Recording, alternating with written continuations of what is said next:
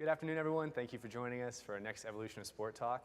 Today, we're lucky to have Peter Scott, Vice President of Emerging Media from Turner Sports. And with him, we have Dan Novi and Santiago Alfaro, from graduate assistants from the MIT Media Lab. Today, their talk is going to focus on the Sprite Intensity Meter, which if you saw the dunk contest last week, you'll see this is a new dimension that they added to the slam dunk contest. And also, I just want to say this is a great example of the collaboration between MIT Media Lab and Turner Sports. So please join me in welcoming our next speakers. How you guys doing? Thanks for coming today.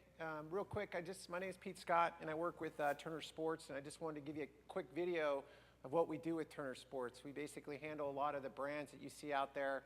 We're basically in charge of March Madness Live, iPad apps, iPhone apps, and we'll be launching that next week. But real quick, I'm going to show you a quick demo video of who we are. Turner Sports, a leader in televised sports programming, broadcasting championship events through the unparalleled reach of TNT, TBS, and True TV with cutting-edge presentation. From the star power of the NBA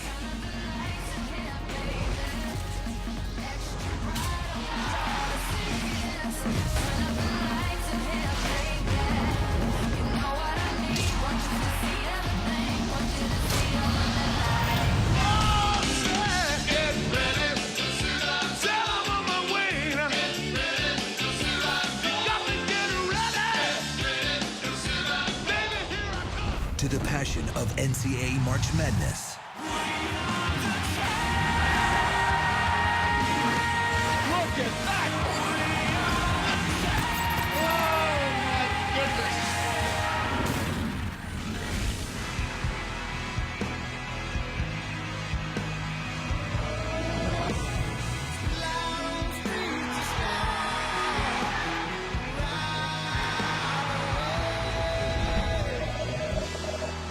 The rivalry and drama of NASCAR. Every racetrack has its own personality. But this place is possessed. And if you're off just a little bit, they'll drive you up a wall.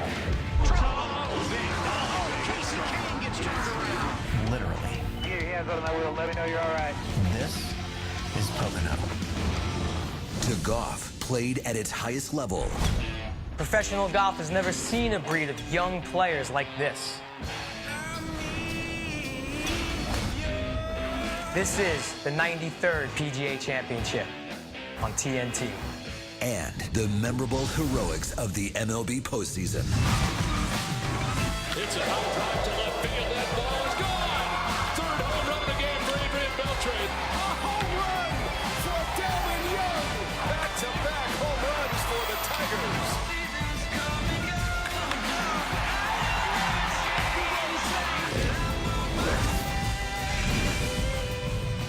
Throughout the year, when fans want to see competition at its best, they come to Turner Sports.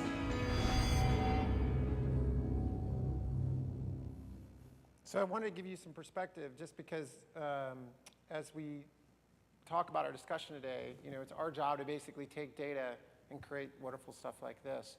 So we have a relationship with MIT that I'll discuss, but just real quick, sort of an evolution. You can see in 2001, we took over NASCAR.com, and then slowly on the digital and mobile side, so we control all those digital rights for all those different brands. And you'll see there's sort of an allegiance between what we have on television and what we have online. And the idea is to make that coexist together. So we work really, really closely with both our ad sales on the TV side and on the digital side to bring that relationship together. And it makes it very easy for us to sell that way. And that's the way sort of the market has changed. And we've talked a lot at this conference about digital rights, mobile rights, all rolling up into TV rights. The nice thing about working out at Turner in Atlanta is we leverage all the infrastructure with CNN and Cartoon Network and Adult Swim. So we use all that same infrastructure and learnings to create all these wonderful products. And so what I wanted to show you was one of the things we did was this with MIT. In the past, slam dunks were about creativity, athleticism, showmanship.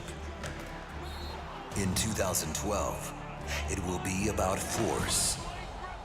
It was a long-standing goal that Turner wanted to be able to measure the force of a slam dunk. It would be interesting to see how hard the ball would go through the net. Just how much force is put behind it by the player. We at the Media Laboratory have an interest in, among other things, instrumenting the world and measuring information about the world and making it visible. And in this particular case, the question was, how could we measure the amount of energy in a dunk? Design specification that we got was it needed to be quick, it needed to be easy, it couldn't change the rim, it couldn't change the action of the net at all. It was very important that the player couldn't hang on the rim and change the force setting. The thought that we had was perhaps the net itself could relay the amount of stretch based on the energy in the ball. We know that there's conductive fabric, and people have been using it for many, many years to do stretch sensors with it. This is the material I found, and it's elastic, and you can see it's electrically conductive. It has a resistance, but when it stretches, the resistance changes. And so if we put this inside the cord that makes up the basketball net, and we make two electrical connections to the net, we can measure the resistance, ultimately measure the energy behind the dunk. Reading that force is there's an electrical signal or current that goes through the material and then goes into what they call an analog to digital converter. Here's the net here, the input signal goes here, goes to the brains of the operation. It thinks about looking for certain conditions. If those conditions are met, output signals go through here. Once we got the sensor into the net, then it's a matter of starting to calibrating and sort of just seeing the behavior of the sensor in the ball and the way the ball can go through the net. The thing that we have to do is that we have to be able to detect the difference between something that goes like this and something that goes like this. So we have to have a computer program that understands what the ball is doing so that it can calibrate for both of those situations.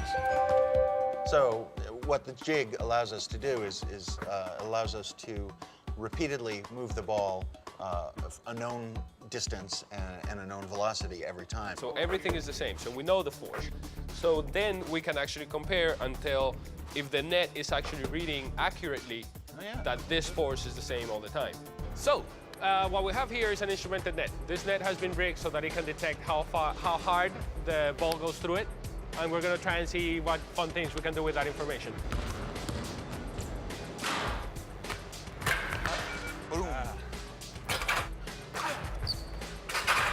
So instead of newtons of force, it's going to be Dwight Howard's of force or something? Yeah, slam force G's. Right.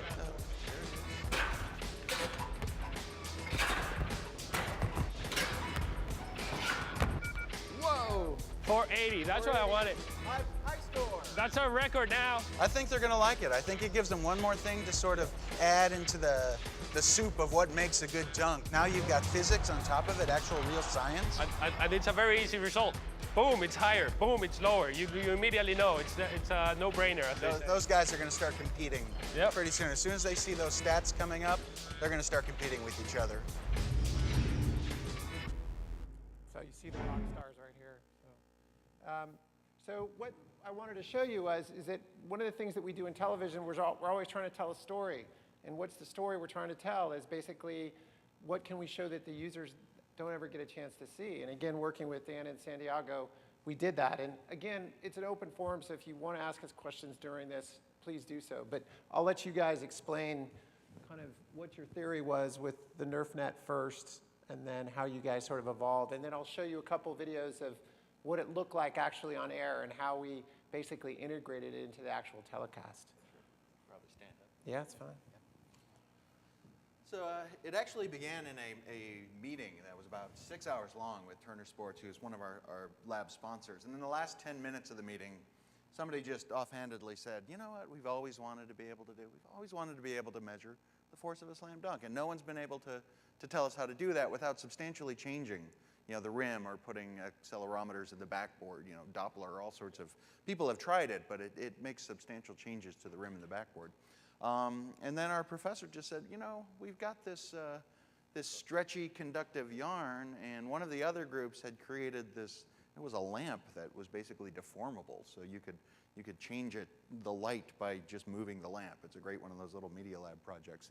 And I just happened to have a class assignment that I needed to build an input device for. And I said, let's give it a try. So I grabbed some of this conductive yarn, and I actually used one of those little knitting machines from like Fisher-Price and knitted a stretch sensor and hooked it up to a microprocessor. And as soon as I saw that indeed we could get a change in resistance, and map it to the computer, then Santiago and I basically grabbed a Nerf basketball hoop from the toy store. And Hasbro, of course, is another Media Lab sponsor, so they were really happy that we chose to use one of theirs.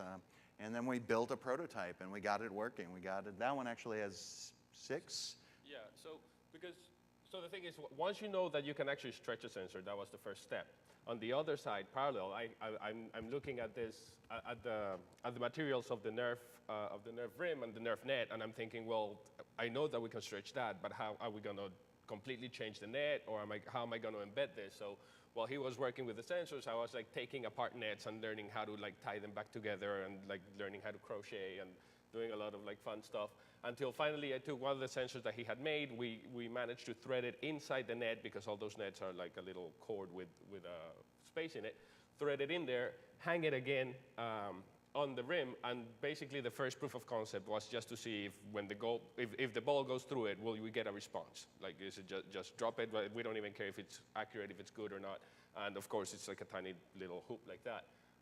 But once we know that we can get a response and we can get it into the computer, and the computer can actually react and show some sort of graphic, then we know that we're free to actually move to better nets, better rims, better NBA quality things. And this was all just before Thanksgiving. Yeah. This sort of happened, when there was no season. Right. we were all hoping. But the idea is how do you take this prototype that's in a lab and turn it into reality? So this is what was on air, and then we'll show you a couple of the renderings that came out of the intensity meter. What was nice about this whole exercise is we worked with an agency from Sprite, and they came up with the concept of how can we basically make this net interactive. And I think that's the beauty of sort of what we do for a living, right? We work with brands to basically figure out how you can take science and physics and create something that's interesting and enjoyable by the user. 33. Oh, stop it. 33? Now let's take you through some other comparisons. If Andy Roddick is serving, that baby goes 150 miles an hour. That's a reading of 100. If Vince Carter's 2000 reverse windmill dunk, that was a 50. Stop it. I'm just showing you what's going on here. Now, it seems you should be more Shaq than 33. That's what I'm saying. Well, here, let's find this out, Chuck. Come here. Let me punch you in the nose right now and see if that registers a 33. All right, talking about Kenny, velocity. take it away. Take it away. So we had to set a scale. That was the trick, right? We had to explain everybody in joules, which I learned about. Thank you, guys. Basically, how we're going to basically establish that for the marketplace and then put a scale. So this is some of the dunks that happened, and this is how it got rendered out. He's got a lot of time still. He's still got a lot of time. He's in 4 misses. It's all right. It's all right, young fella. Oh, is he out of stickers? Oh, there we go. I like it, though. If it would have went down on the first time. Look what the dunk intensity meter shows there. 40 That's a is our hard dunk highest tonight. That's a hard dunk right there. That could easily be a game time dunk. Think about it. I could see him doing this in a game. Really? Yeah, I could. What, the defense just going to stand there and let him go? What you didn't see is he plays for the Indiana Pacers, and he had stickers of Larry Bird. So as he was going up to dunk, he was actually slapping stickers of Larry Bird's face on the side of the basket. And then here's one more that we did. And this actually ended up being the winner of the whole dunk contest.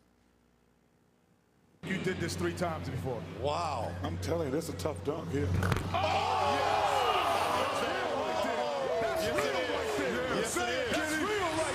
Another Superman is in the building. Oh, that was great. Yeah. That's real. Nice. And creative. Very I nice. like that. Very nice. Okay. Wow. Now, thus far, best dunk. Now, Reggie, Yes. you put that in top 10 dunks of dunk contests history? No, not top 10. Just checking. No. Just Well, I tell you checking. what, I mean, he's knocking on the door. He's knocking on the door. Nice pass here by Gordon. Hey, this is tough because you got to catch him, you got to palm him, and you got to finish. that was impressive. That was very nice. That was impressive. America, start tweeting. That's the best dunk. NBA.com. That's the This best. is all on you. That's the best dunk so Were far. you impressed by Jeremy Evans? So the beauty of life, right? You come up with an idea, you work with MIT great scientists, and it actually goes on TV. So I kind of want to say that was pretty amazing, so I appreciate it. So I think for us, yeah, I mean, you know, this is what we all do for a living, right? We're trying to take analytics and make a better experience out of it. So I think, you know, literally in November and then on February, we're on a national broadcast for television. I don't know, is there any questions that you guys might have about how this is pulled off?